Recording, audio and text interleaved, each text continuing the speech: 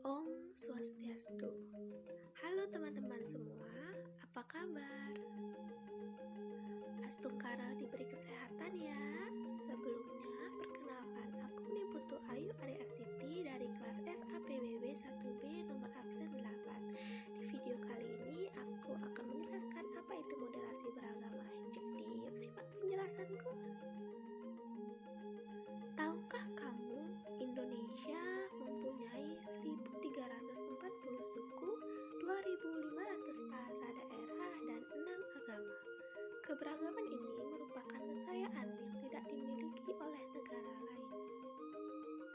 Dari keragaman itu, kita tidak akan terpecah belah, tetapi melainkan memiliki satu tujuan yang sama. Walaupun berbeda keyakinan, agama, kita tetap menjadi satu. Dan ingat, tetap nyaman di tengah keberagaman. Lalu, apakah moderasi beragama itu? Jadi, kita simak yuk sama-sama. Moderasi agama, atau yang lebih tepat ialah moderasi dalam beragama, merupakan proses untuk kembali menelaah perilaku beragama agar tidak menyimpang dari ajaran agama yang sebenarnya. Karena semua agama itu mengajarkan ajaran yang moderat. Dalam artian moderat itu lawan kata dari ekstrim. Tidak ada agama yang mengajarkan kepada kita untuk bertindak di luar batas. Pada hakikatnya, semua agama berupaya untuk melindungi harkat dan martabat kemanusiaan.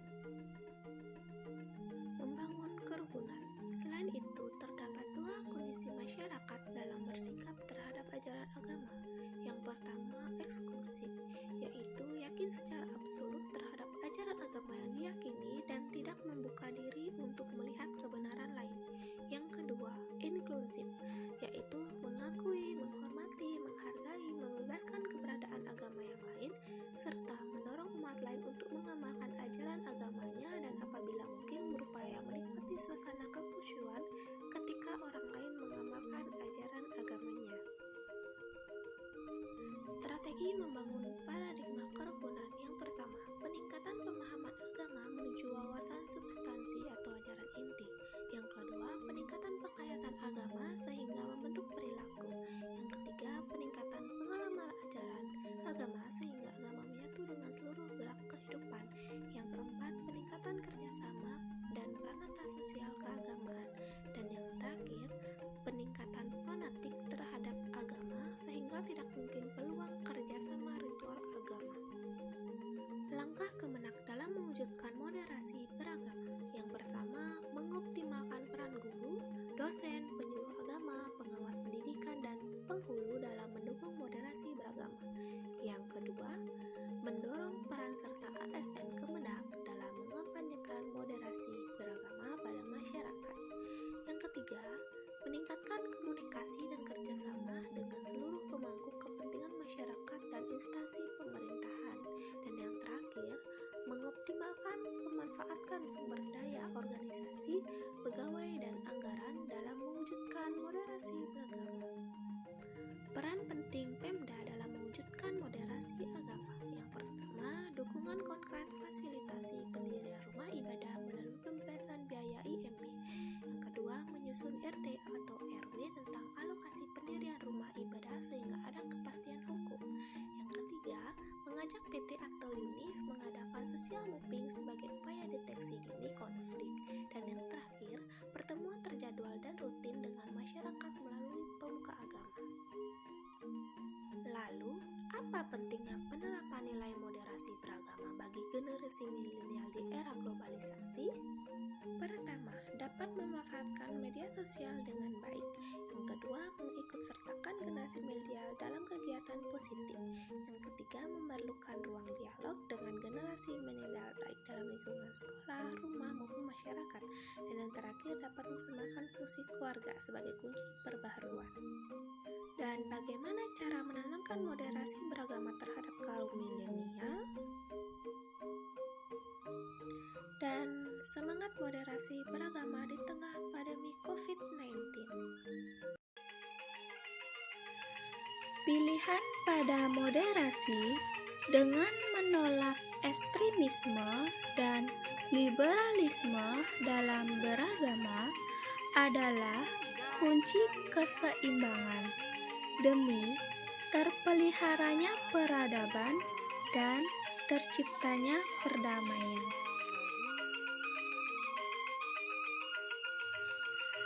Dengan cara inilah, masing-masing umat beragama dapat memperlakukan orang lain secara terhormat, menerima perbedaan, serta hidup bersama dalam damai dan harmoni. Dalam masyarakat multikultural seperti Indonesia, moderasi beragama bisa jadi bukan pilihan, melainkan keharusan.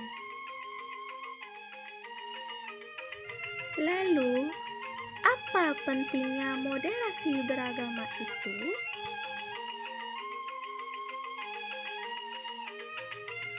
Pertama, salah satu esensi kehadiran agama adalah untuk menjaga martabat manusia sebagai makhluk ciptaan Tuhan.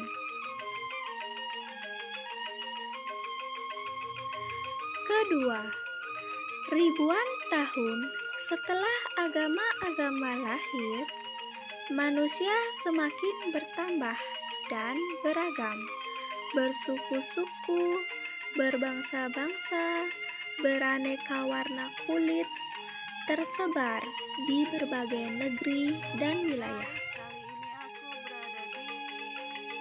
Karya-karya ulama terdahulu yang ditulis dalam bahasa Arab tidak lagi memadai untuk mewadahi seluruh kompleksitas persoalan kemanusiaan. Ketiga, khusus dalam konteks Indonesia, moderasi beragama diperlukan sebagai strategi kebudayaan kita dalam merawat keindonesiaan.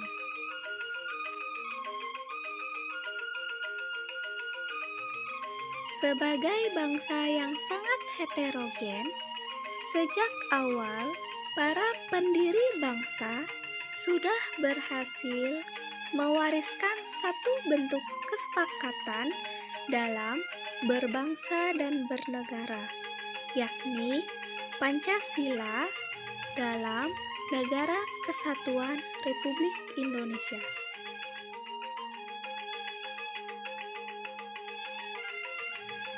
Syarat yang bisa saya sampaikan terkait dengan materi moderasi beragama ini, yakni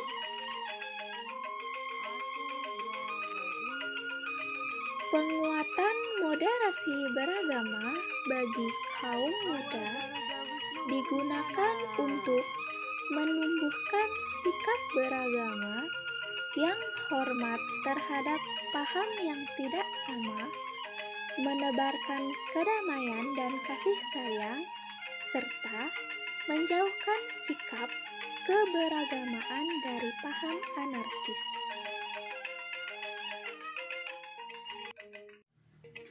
Generasi muda harus selektif dan mampu memilah informasi dan sumber bacaan.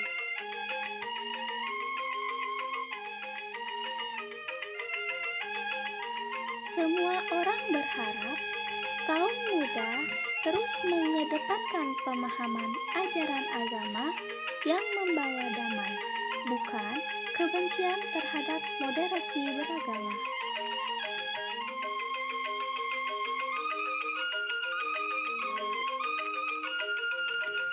Sekian yang bisa saya sampaikan terkait dengan pemaparan materi moderasi beragama.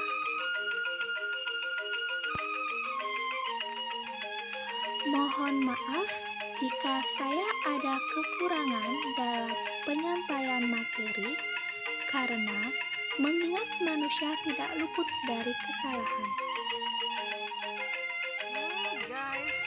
Terima kasih atas perhatiannya dan